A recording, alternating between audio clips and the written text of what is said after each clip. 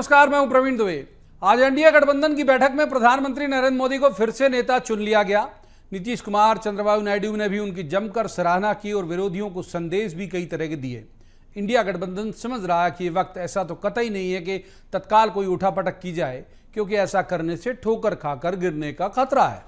ऐसे में विपक्ष का प्रयास होगा कि गठबंधन में दरार की शुरुआत को देखकर फिर उसमें पैर फंसाने की कोशिश की जाए।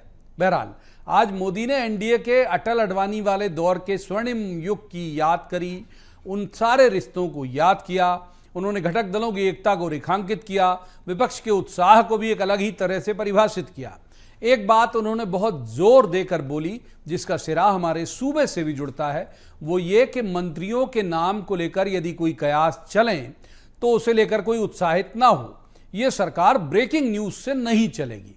अब चूंकि 29 कमल के फूलों की माला मोदी जी के गले में एमपी बीजेपी ने डाली है, तो जाहिर है कि यहां के बड़े नेताओं को उम्मीद भी होगी कि उन्हें न केवल कैबिनेट में जगह मिलेगी बल्कि कोई बढ़िया पोर्टफोलियो भी मिलेगा।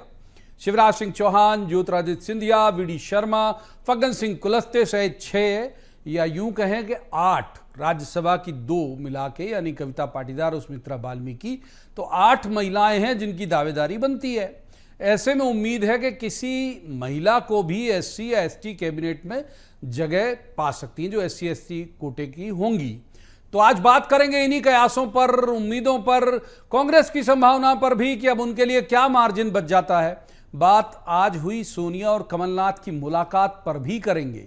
इससे जुड़े बहुतेरे होंगे सवाल, जिनको लेकर जाएंगे खास पैनल के पास और कहेंगे कि जवाब तो देना होगा, लेकिन रस्मन सबसे पहले आपको दिखाते हैं एक रिपोर्ट। देखिए,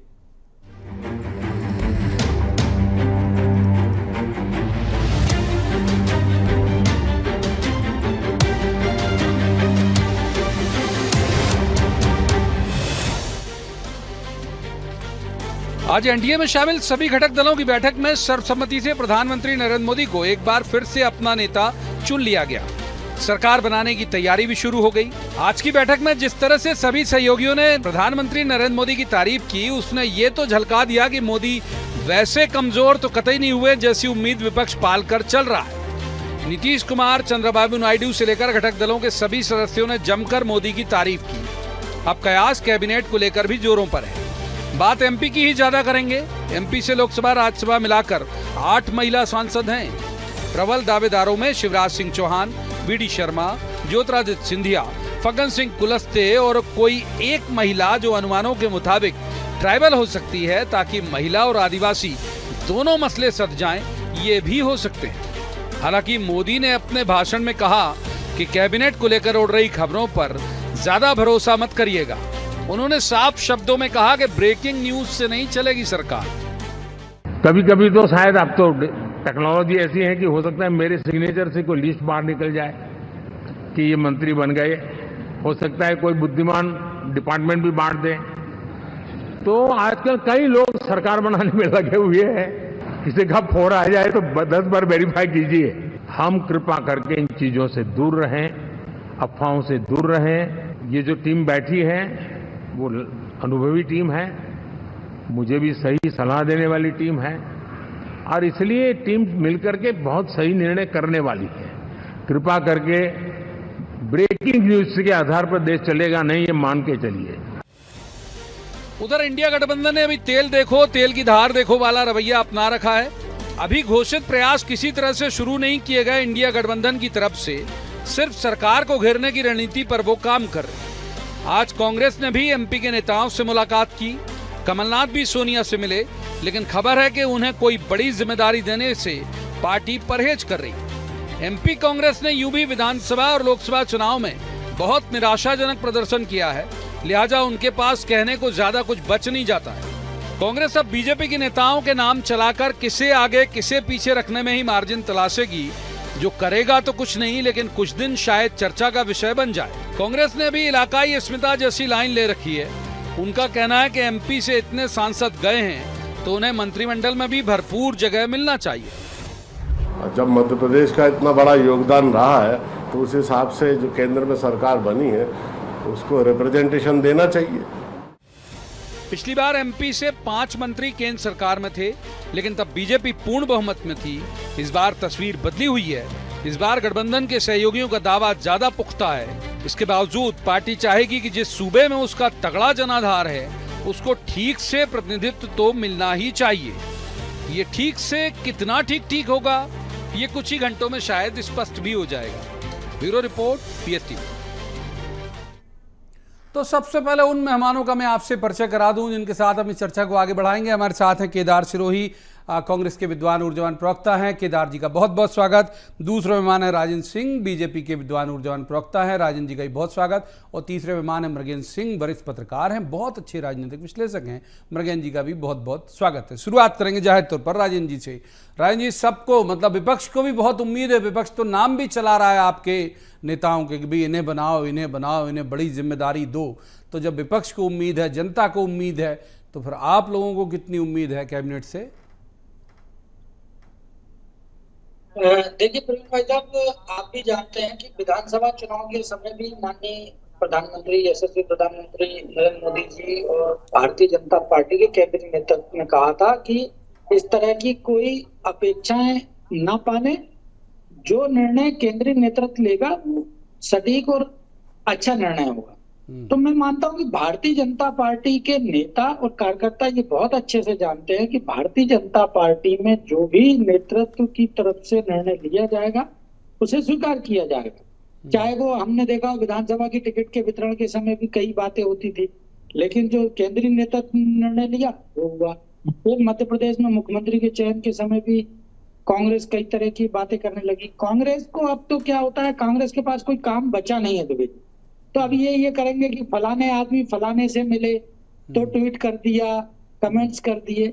जबकि ये चीजें भारतीय जनता पार्टी में, आप तो बहुत करीब से जानते हैं और दाऊद साहब जैसे विद्वान बैठे हुए ये जानते हैं कि भारतीय जनता पार्टी में ये सब चीजें बहुत अलग तरीके से होती है, जिसमें केंद्रीय नेतृत्व और केंद्र के वरिष्ठ नेतागण अपना निर्णय लेते हैं और उसको हर भारतीय जनता पार्टी का नेता अप्रिशिएट करता है और स्वीकार करता है। चाहे आपने लोकसभा टिकट के समय देखा हो, चाहे विधानसभा टिकट के समय देखा हो, मध्य प्रदेश के कैबिनेट के समय देखा हो, या पूरे प्रदेश चाहे छत्तीसगढ़, मध्य प्रदेश, राजस्थान में मुख्यमंत्री चयन की बात रही हो, तो ये विपक्ष के लिए कोई वो नहीं है, अवसर भी नहीं है।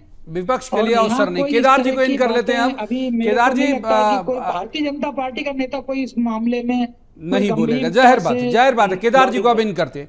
केदार जी, पहली बार मैं देख रहा हूँ और बड़ा मेरे लिए मतलब एक तरह से वो भी है थोड़े से चौंकने और हैरत वाली वजह कि भिड़के मांग कर रहे हो आप लोग, ट्वीट कर करके मांग कर रहे हो। शिवराज जी के लिए भी बहुत ट्वीट हो रहे हैं। तो अपना घर देख लीजिए साहब, इनमें से कौन बनेगा, क्या बनेगा को लेके चिंता और इलाकाई अस्मिता जाग गई। अब आप तो विपक्ष मान ही रहे हो, मतलब बीजेपी को आप कह रहे हो हमारे यहाँ के लोग ज्यादा मंत्री बनने चाहिए। ये राजनीति के लिहाज से ठीक है, तो ऐसे खेल भावना समझें क्या हम? नहीं, ये खेल भावना नहीं सर, ये क्षेत्र भावना है कि प्रदेश पिछड़ा है सर। पिछले 10 साल में जबरदस्त पिछड़ा है। जो सेंटर की स्कीम्स थी, जो हमारे यहाँ आनी थी, उनके यूसी सर्टिफिकेट देख लीजिए आप, उनके यूटिलाइजेशन सर्टिफिकेट नहीं गया, पैसा नहीं गया। और इसी का कारण है कि जो मध्य प्रदेश है, जो कितना बड़ा राज्य होने के बाद, आप पूरे देश के राज्यों में अगर रैंकिंग देखेंगे 20, 22, 24, 27 हेल्थ में, एजुकेशन में, कभी खबरें आती है कि स्कूलें 29,000 बंद हो गई, कभी खबर आती है कि यहाँ पर रोड में घोटाले हो रहे हैं, कभी खबर आती है कि अस्पताल के लिए जो ऑक्सीजन और जो दवाएं मिलनी है वो नहीं मिल रही है क्योंकि पैसा नहीं है।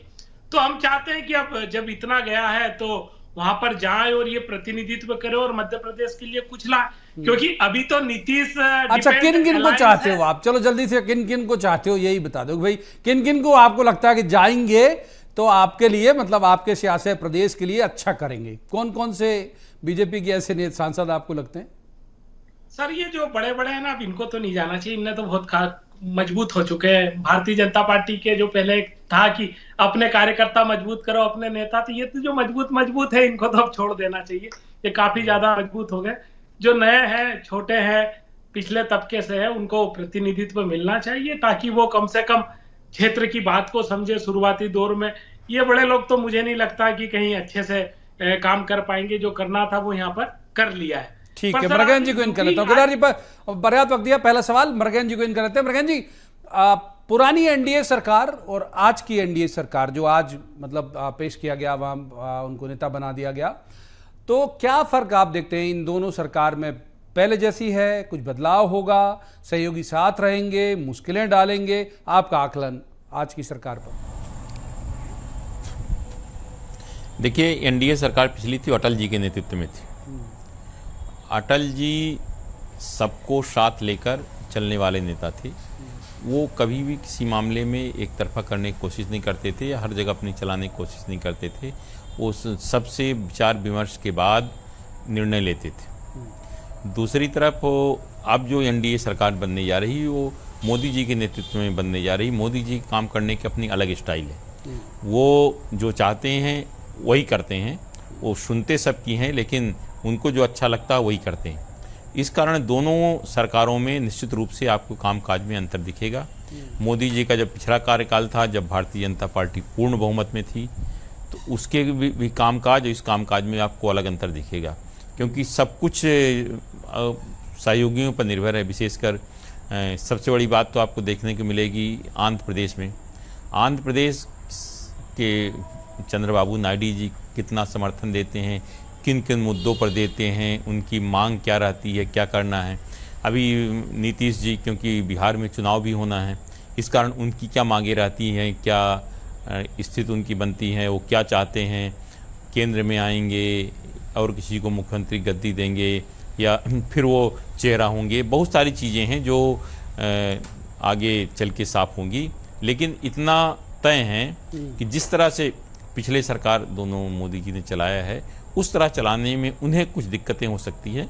लेकिन मोदी जी का चूँकि बहुत बड़ा ओहदा है, बहुत जो कि विश्व के सर्वश्रेष्ठ नेताओं में जाकर शामिल हो गए हैं, तो मुझे लगता है कि उनको आगे परेशानी नहीं आनी चाहिए और सब दलों को मिलाकर अब उन्हें एक नए रूप में देश के विकास की गंगा बहानी होगी। केवल इसलिए कि क्योंकि अब दोनों जो दो बड़े उनके घटक दल हैं जो उनका सहयोग कर रहे हैं, विशेषकर बिहार और आंध्र प्रदेश, उनके बारे में हो सकता है उनके लिए एक दबाव बनाया जाए कि हमें विशेष पैकेज चाहिए या हमें विकास की और राशि चाहिए।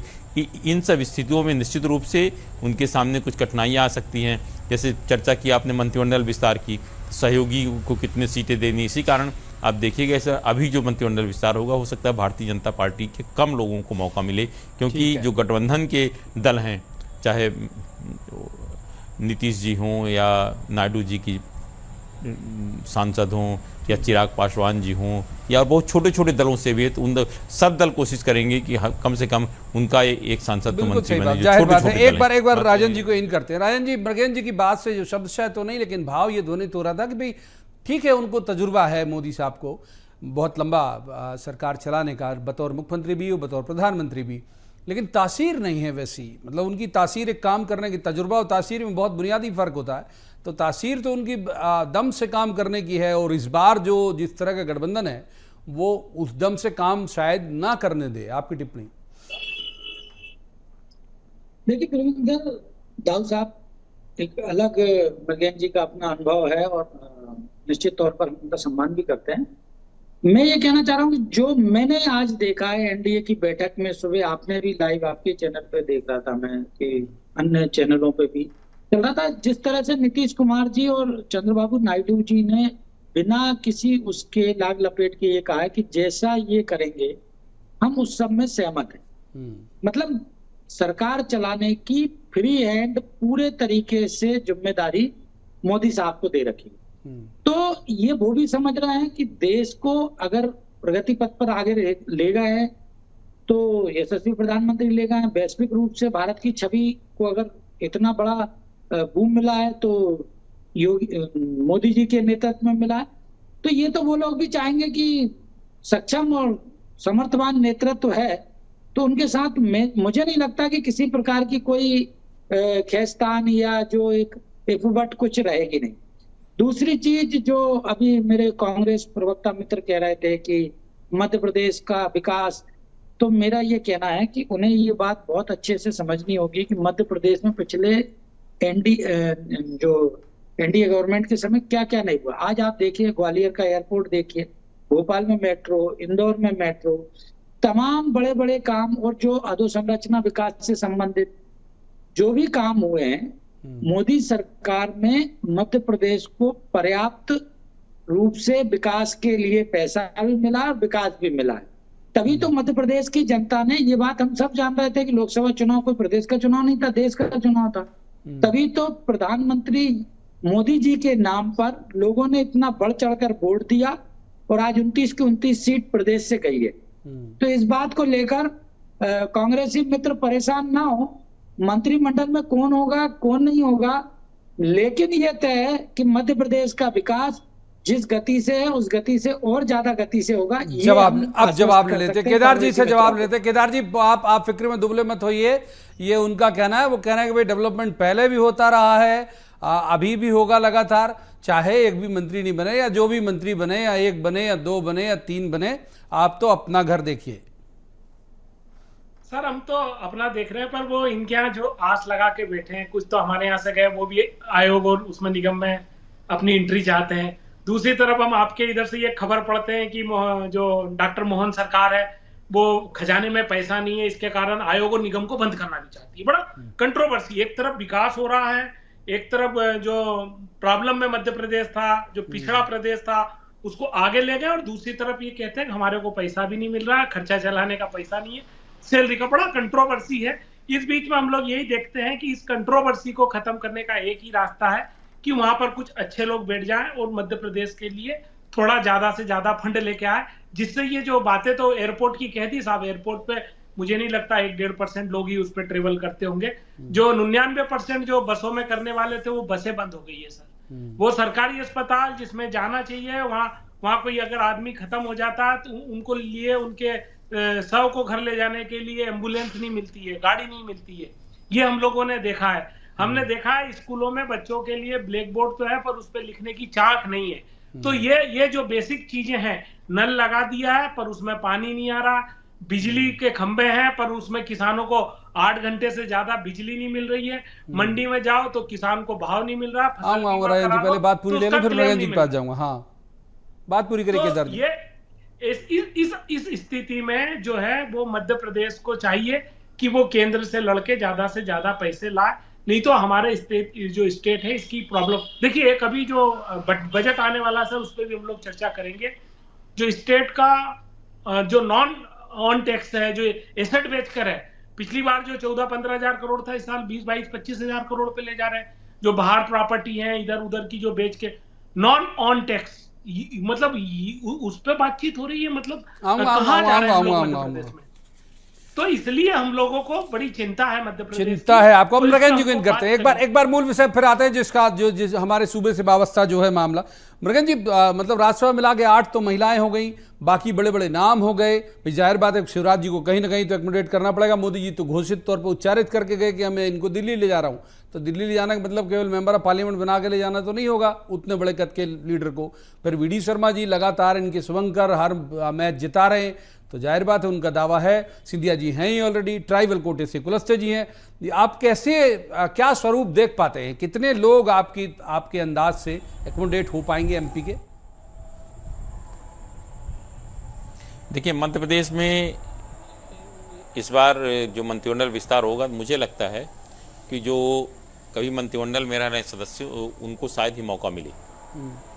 जैसे कुलस्ते जी थे, वीरेंद्र कुमार जी थे, क्योंकि इस बार हो सकता है नए मंत्रिमंडल, शिवराज जी बहुत बड़ा चेहरा है मध्य प्रदेश के लिए, देश में चेहरे बन गए हैं, तो शिवराज जी को शायद मौका मिला। वी.डी. शर्मा जी जैसा आपने कहा शुभंकर हैं, वो जब से भी आए हैं, जब से वो भारतीय जनता पार्टी प्रदेश अध्यक्ष बने, सरकार बदली, भारतीय जनता पार्टी सरकार आई, कांग्रेस सरकार गिर गई, उसके बाद विधानसभा चुनाव देख लीजिए, लोकसभा चुनाव जो नहीं हुआ मध्य प्रदेश में कभी, वो सब हो गया।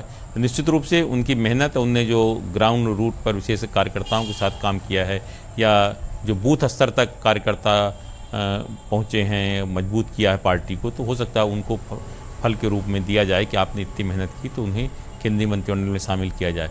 तीसरे देखिए सिंधिया जी को तो भी बनाया ही जाएगा, ग्वालियर चंबल से कोई है भी नहीं और वो बड़े नेता भी है।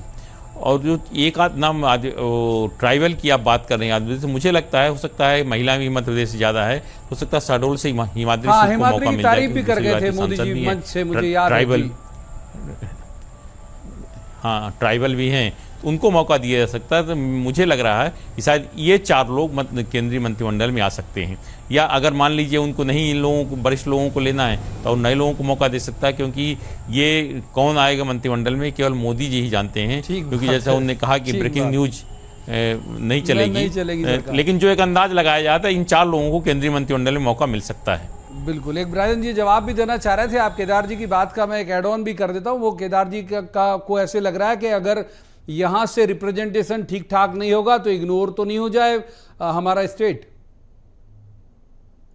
देखिए प्रवीण सर, एक तो मैं केदार जी की 2 बातें जो वो कह रहे थे कि हवाई जहाज होने से कुछ नहीं होता, बसें बंद हो गई, तो थोड़ा केदार जी अध्ययन करें। दिग्विजय सिंह शासन काल में जो लगातार कांग्रेस शासन काल में मध्य प्रदेश राज्य परिवहन निगम कर रहा था, तो ये दिग्विजय सिंह शासन काल में बंद हुई थी।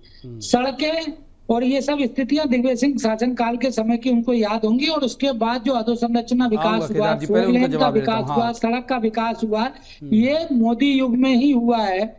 तो ये थोड़ा सा आप ध्यान रखें। दूसरी चीज मुझे याद आया, जब विधानसभा चुनाव के बाद केदार जी के साथ एक डिबेट में मैं था, तो केदार जी ने बड़े दावे से कहा था कि सरकार के पास पैसा नहीं है और लाडली लक्ष्मी बहना, जो लाडली बहना योजना है, ये बंद हो जाएगी 1 महीने में।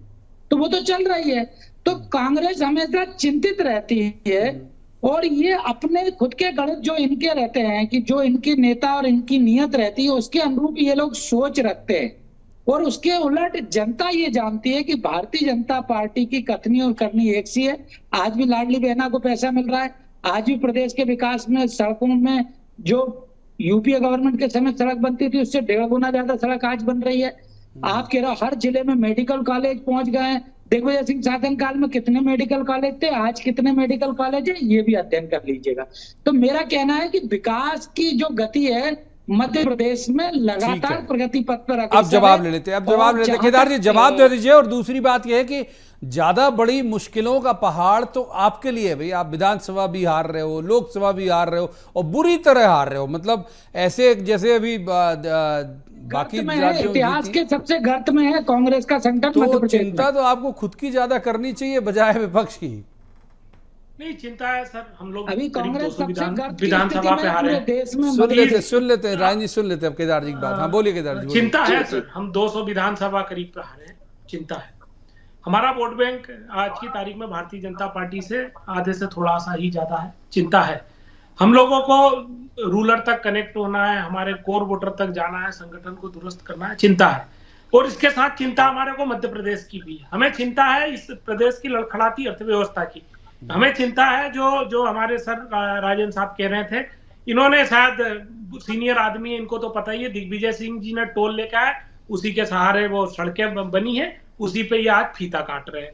वही दिग्विजय सिंह जी हैं जिन्होंने वो डैम और वो सब कर दिया था, अटल जी ने उनको पैसा नहीं दिया था, बिजली के नाम पे बदनाम किया, आप सब जानते हैं। सर हमारे दिग्विजय सिंह जी चले गए, उन्होंने रोडवेज बंद कर गए, तो सर आप तो एसी बस चालू कर देते ना सर, कौन ने रोका है सर? उस समय तो 20-22 हजार करोड़ का ही बजट था सर, हमने कर्जा नहीं लिया सर, हमने लोगों का दबाया नहीं है, चंदा धंधा का काम नहीं किया, उस समय बजट नहीं था, उस समय टैक्स नहीं सर, उस समय टैक्स नहीं था, उस समय इतना करप्शन नहीं था सर, इतना भ्रष्टाचार नहीं करते थे हम लोग, लोगों की सेवा करते थे। ऐसा नहीं था कि उस समय का जो कार्यकाल था उस समय नौकरियां नहीं निकल रही थी, उस समय नौकरियां लग रही थी।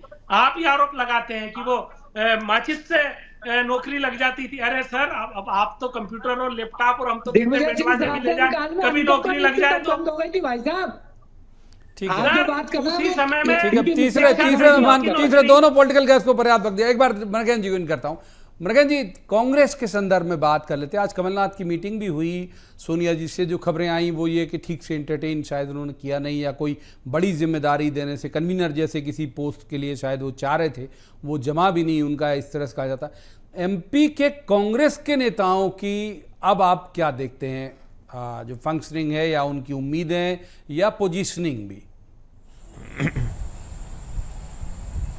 देखिए, एमपी में जो कांग्रेस की स्थिति हो गई है उसको सुधारना अब इतना आसान नहीं है, क्योंकि हवाई अब नहीं चलने वाली है। कांग्रेस को ज़मीन पे जाकर संघर्ष करना होगा, और अगले 4 साल जब संघर्ष करेंगे तभी 6 महीने पहले टिकट की स्थिति बनेगी, अब पार्टी कुछ संघर्ष की स्थिति में आएगी, क्योंकि अभी तो देख रहे हैं पूरी तरह से सफाया हो गया है। ऐसा नहीं है, इसके बावजूद भी कांग्रेस का जो आपस में एक दूसरे को नीचा दिखाने की कोशिश है, एक दूसरे के खिलाफ आरोप प्रत्यारोप की, वो खत्म नहीं हो रहा। पार्टी खत्म हो गई, खत्म नहीं हुई, होती जा रही है, लेकिन नेता एक दूसरे पर टिप्पणी करने या एक दूसरे के खिलाफ बोलने या एक दूसरे मंच पर जाने में परहेज करते हैं। आप देखिए मध्य प्रदेश कांग्रेस ऐसी पार्टी है कि जहां नेताओं को आपस में एक मंच पर लाना मुश्किल काम है। भारतीय जनता पार्टी में चाहे आपस में कितना भी विरोध हो, विवाद हो, लेकिन वो जब जरूरत होती है एक मंच पर आ जाते हैं। और भारतीय जनता पार्टी कार्यकर्ता कभी भी अगर उसके खास पसंदीदा टिकट नहीं मिला तो कभी ये नहीं कहता कि इसको वोट न दे, विरोध में सड़क पर नहीं आता है या उतरता नहीं। लेकिन कांग्रेस में क्या, मेरे से बड़ा नेता कोई नहीं, मेरे को टिकट नहीं दिया तो मैं देखता हूँ ये कैसे जीत जाता है। ये जब तक परंपरा कांग्रेस की नहीं खत्म होगी, इससे आगे जाने की बहुत बहुत शुक्रिया तीनों मेहमानों का इस चर्चा में शामिल होने के लिए। हम लेकिन चूंकि मध्य प्रदेश के हैं तो ये उम्मीद जरूर करेंगे जो बाकी के लोग भी कर रहे हैं कि भाई कोई हमारे यहाँ के ज़्यादा से ज़्यादा मंत्री हों, और ज़्यादा से ज़्यादा मंत्री होंगे, ज़्यादा से ज़्यादा बड़ी पोजीशन पे होंगे, तो बिल्कुल मैं सहमत हूँ विपक्ष के इस बात से कि यहाँ डेवलपमेंट भी उस हिसाब से ज़्यादा होगा। लेकिन ये बात सही है जो मृगेन जी कह रहे थे कि वो क्या होगा और कैसे होगा और कब होगा, ये मोदी जी के अलावा और कोई कयास आज तक न लगा पाया, ना आगे भी शायद लगा पाएगा। आज की चर्चा में इतना ही। अब आपसे मुलाकात होगी सोमवार को किसी खास मसले पर खास पैनल के साथ बैठकर कहेंगे जवाब तो देना होगा। आप देखते रहिए BS TV।